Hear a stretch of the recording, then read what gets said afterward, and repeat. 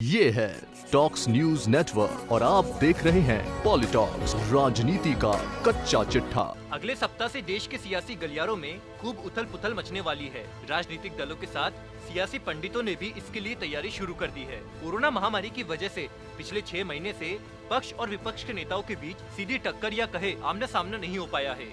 अब सोमवार यानी 14 सितंबर से राजधानी दिल्ली के संसद भवन में मानसून सत्र शुरू होने जा रहा है, लेकिन उससे पहले उसी दिन होने वाले राज्यसभा उपसभापति के चुनाव को लेकर भाजपा और कांग्रेस ने सियासी दांव चलने के लिए जोर आजमाइश शुरू कर दी है। उपसभापति के चुनाव को लेकर मुख्य रूप से भाजपा और कांग्रेस दो हाथ करने के लिए तैयार है।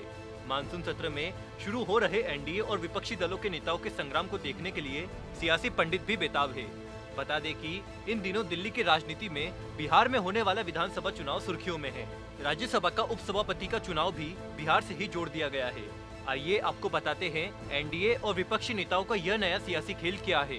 सोमवार से शुरू हो रहे मानसून सत्र के पहले दिन से ही संसद में बिहार चुनाव की एक झलक देखने को मिलेगी।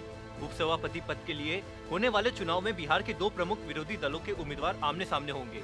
इस चुनाव से पहले भारतीय जनता पार्टी ने अपने राज्यसभा के सभी सांसदों के लिए व्हिप जारी कर दिया है और 14 सितंबर को सदन में उपस्थित रहने के लिए निर्देश दिए हैं।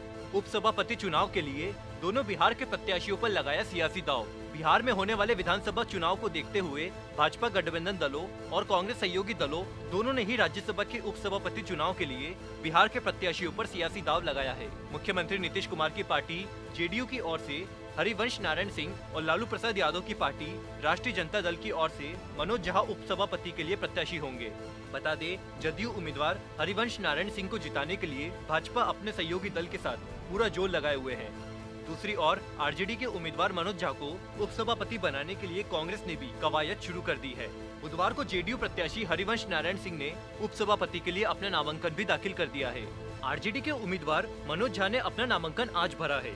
आपको बता दें, पहले विपक्ष की ओर से डीएमके के तिरुचि शिवा को उम्मीदवार बनाए जाने की चर्चा थी, लेकिन बिहार चुनाव को देखते हुए लालू प्रसाद यादव की पार्टी आरजेडी के मनोज झा को मैदान में उतारने पर सहमति बनी।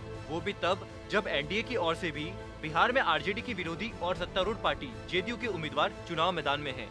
बता दें, सभापति के दोनों ही प्रत्याशी स्वर्ण जाति से आते हैं। हरिवंश ठाकुर है जबकि मनोज झा बिहार के ब्राह्मण है। ऐसे में भाजपा जेडीयू साथ ही कांग्रेस आरजेडी ने बिहार में स्वर्ण जाति को भी विश्वास में लेने का दाव चला है। यहाँ यह भी बता दें कि हरिवंश नारायण सिंह पहले भी राज्यसभा में उपसभापति पद पर रह चुके हैं। उनका राज्यसभा कार्यकाल खत्म होने के कारण जगह खाली हुई थी, लेकिन अब वो दोबारा चुनकर आ गए हैं, जिसके बाद फिर उन्हें ही एनडीए की ओर से इस पद का उम्मीदवार बनाया गया है। राज्यसभा में एनडीए और विपक्षी सहयोगियों के दल की स्थिति इस प्रकार है। राज्यसभा में फिलहाल सदस्यों की कुल संख्या 240 है। चुनाव वाले दिन सभी सदस्य वोट करते हैं तो जीतने के लिए 121 मतों की जरूरत पड़ेगी। बीजेपी के 87 सदस्यों समेत एनडीए के पास 105 सांसदों का समर्थन हासिल है। वर्तमान हालत को देखते हुए वाईएसआर कांग्रेस की 6, एआईएडीएम के 9 और बीजू जनता दल के भी 9 सदस्यों की भी एनडीए के ही समर्थन में वोट करने की संभावना है। ऐसे में हरिवंश के पास 129 सांसदों का समर्थन हासिल है।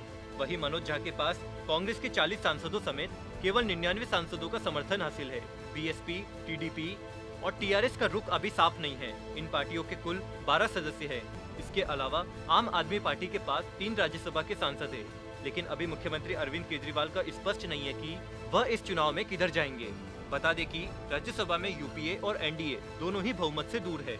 ऐसे में राज्यसभा उपसभापति चुनाव में सत्ता पक्ष और विपक्ष आमने सामने होंगे। इससे पहले एनडीए उम्मीदवार हरिवंश सिंह को वर्ष 2018 में उपसभापति के रूप में चुना गया था। सत्ताधारी भारतीय जनता पार्टी के नेतृत्व वाले एनडीए की ओर से हरिवंश सिंह दोबारा से मैदान में हैं। राज्यसभा में एनडीए के पास भले ही सबसे ज्यादा सांसद हो, लेकिन अपने दम पर उपसभापति का चुनाव जीतने के आंकड़े नहीं है। ऐसे में देखना है कि कौन सी पार्टी किसके साथ खड़ी होती है। वहीं दोनों उम्मीदवार बिहार की 2 कट्टर प्रतिद्वंदी आरजेडी और जेडीयू से होने के कारण आगामी महीनों में होने वाले विधानसभा चुनाव की एक झलक भी यहां देखने को मिलेगी। पॉलिटॉक्स ब्यूरो, दिल्ली। ये है टॉक्स न्यूज नेटवर्क और आप देख रहे हैं पॉलिटॉक्स, राजनीति का कच्चा चिट्ठा।